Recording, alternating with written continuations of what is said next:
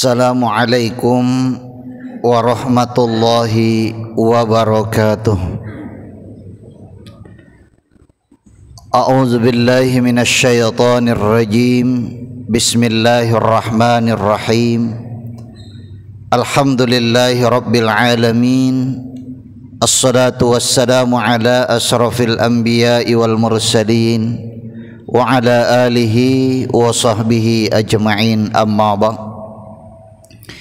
Rabbi shrah li sadri wa yassir li amri wahlul 'uqdatam min lisani yafqahu qawli.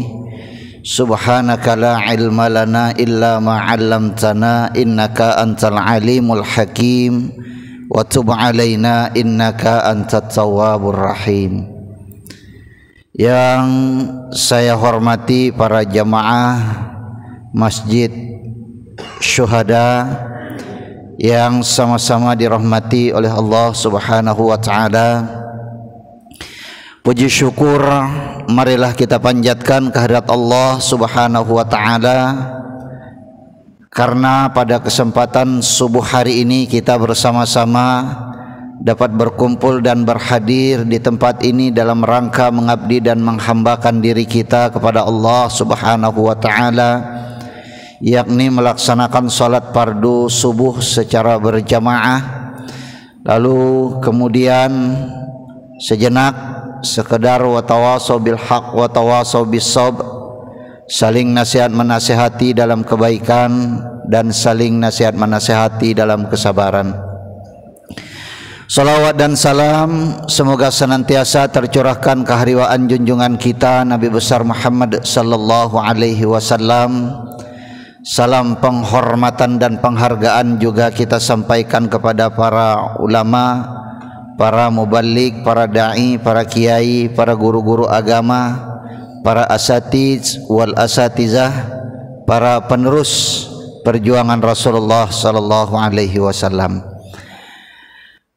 Hadirin wal hadirat rahimani wa rahimakumullah.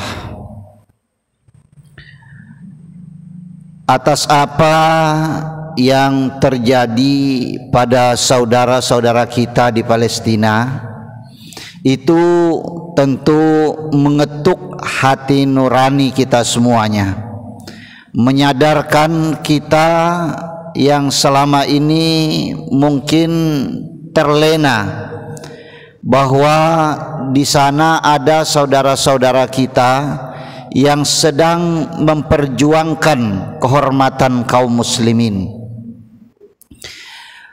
membangunkan kita yang selama ini mungkin tertidur bahwa di sana ada saudara-saudara kita yang sedang memperjuangkan, membela kehormatan yang menjadi salah satu destinasi dari perjalanan Isra dan Mi'raj Nabi Muhammad sallallahu alaihi wasallam, yakni Masjidil Aqsa.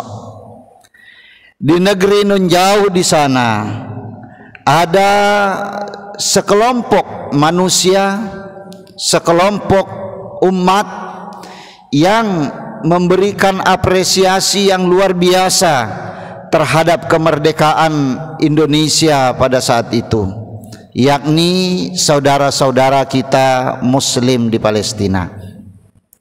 Oleh karena itu dalam kesempatan subuh hari ini saya ingin memberikan refleksi terhadap apa yang sedang dialami oleh saudara-saudara kita di sana. Lebih dari sekedar sebuah kepedulian, lebih dari sekedar sebuah empati, lebih dari sekedar sebuah perhatian, akan tetapi apa hikmah penting yang bisa kita ambil dari apa yang dialami oleh saudara-saudara kita di sana.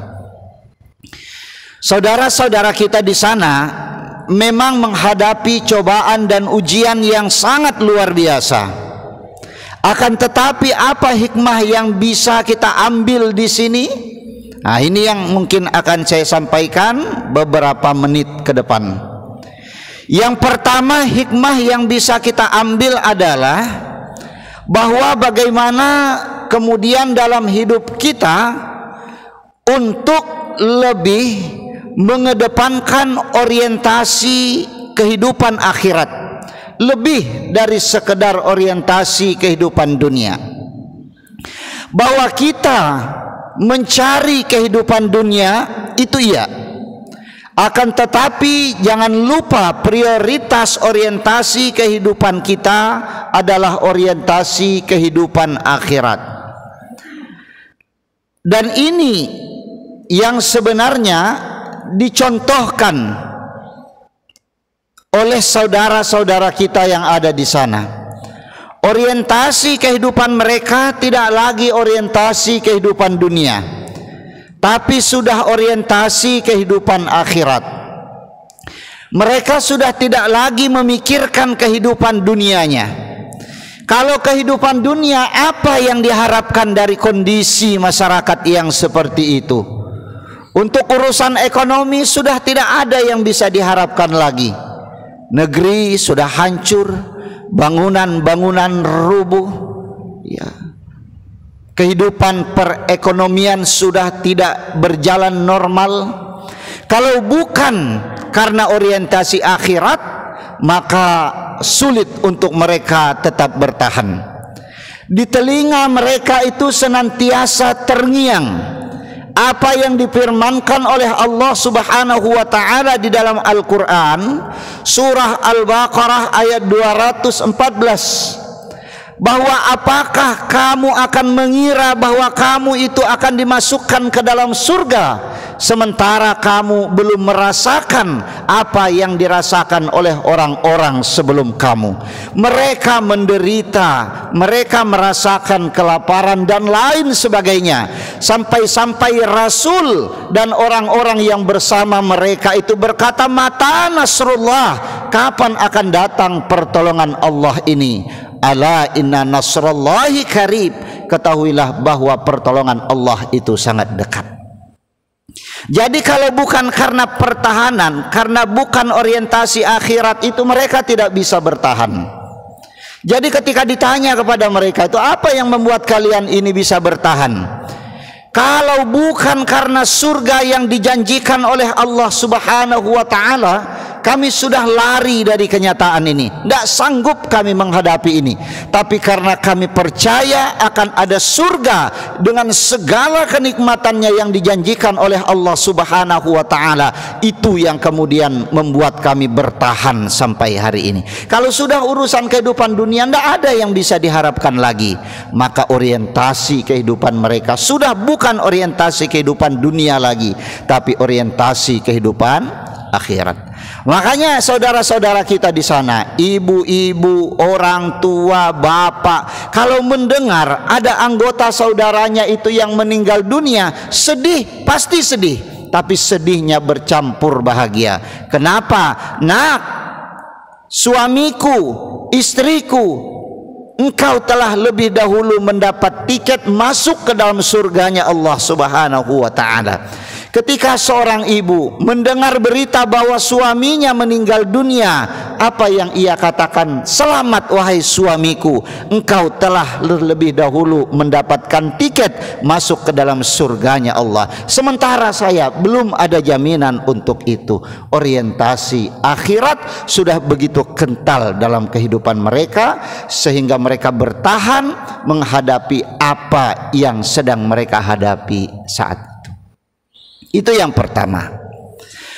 Yang kedua, hikmahnya yang bisa kita ambil adalah bahwa apa yang terjadi di sana bukan hanya sekedar perebutan wilayah, tapi yang terjadi di sana itu adalah pertempuran antara yang hak dengan yang batil. Maka apa yang terjadi di sana sampai hari ini itu adalah ujian bagi kita semua untuk kita memposisikan diri di posisi mana kita berada. Jadi pertempuran di sana bukan cuma sekedar perebutan wilayah, tapi adalah pertarungan antara yang hak dengan yang batil. Sejatinya kehidupan ini memang adalah pertempuran antara hak dan batil. Maka ujian bagi kita semua di posisi mana kita berada. Kalau kita berada di posisi yang hak, maka berikan bantuan, berikan perhatian semampu kita.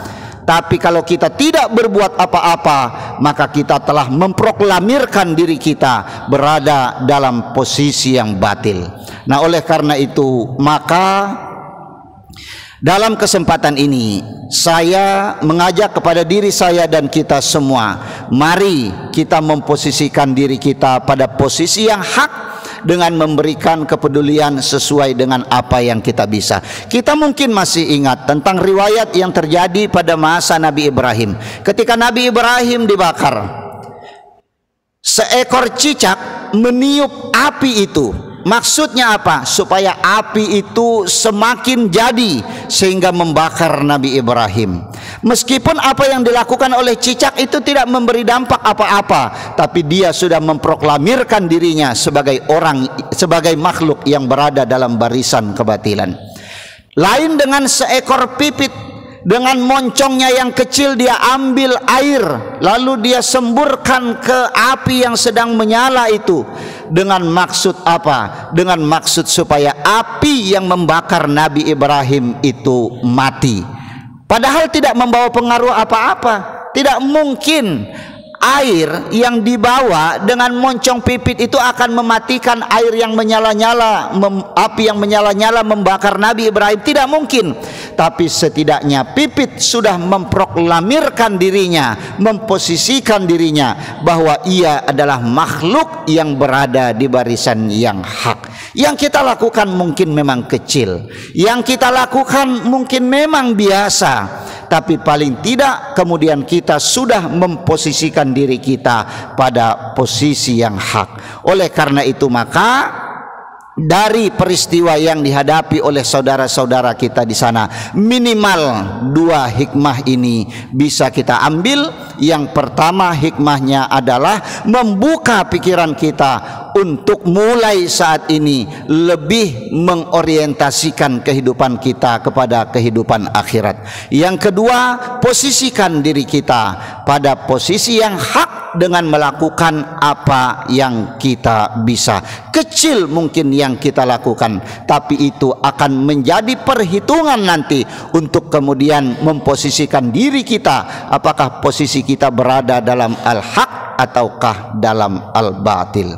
Yang terakhir yang ingin saya sampaikan, supaya jangan sampai nanti mulut kita ini menjadi penyebab kita mendapat derajat yang rendah di sisi Allah Subhanahu wa taala, maka kita tentu perlu berhati-hati ketika menyebut istilah Israel.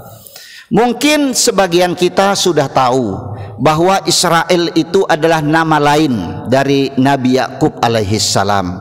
Maka kalau kemudian kita mengucapkan kekejaman Israel dan kita tidak memahami bahwa Israel itu adalah nama dari salah satu nabi, yaitu Nabi Yakub, bisa saja nanti mulut kita ini kemudian menjadi penyebab kita rendah di hadapan Allah Subhanahu wa taala. Maka kalau kita mau menyebut Israel, Bapak Ibu, sebutlah Yahudi Israel, Zionis Israel. Maksudnya Israel sebuah negara, sebagai sebuah negara yang jahat, yang Zionis, yang mengambil hak-hak orang lain. Bukan Israel yang dinisbahkan kepada Nabi Yakub alaihissalam. Karena Nabi Yakub itu nama lainnya adalah Israel. Makanya keturunan beliau itu nanti dinamakan dengan Bani Israel. Beliau memiliki 12 orang anak, salah satu diantaranya pun menjadi nabi, ya, yaitu Nabi Yusuf alaihissalam. Nah, Bapak Ibu yang saya hormati, mudah-mudahan kita semua dapat mengambil hikmah dari semua apa yang terjadi pada saudara-saudara kita Muslim di Palestina. Setidaknya kemudian kita bisa memposisikan diri kita dan mengorientasikan kehidupan kita lebih kepada kehidupan akhirat. Ini kira-kira yang bisa saya sampaikan dalam kesempatan ini. Mudah-mudahan ada manfaatnya bagi kita semua. Terima kasih atas segala perhatian. Mohon maaf jika ada hal-hal yang tidak berkenan. Saya akhiri dengan ucapan billahi fi sabil haq fastabiqul khairat. Assalamualaikum warahmatullahi wabarakatuh.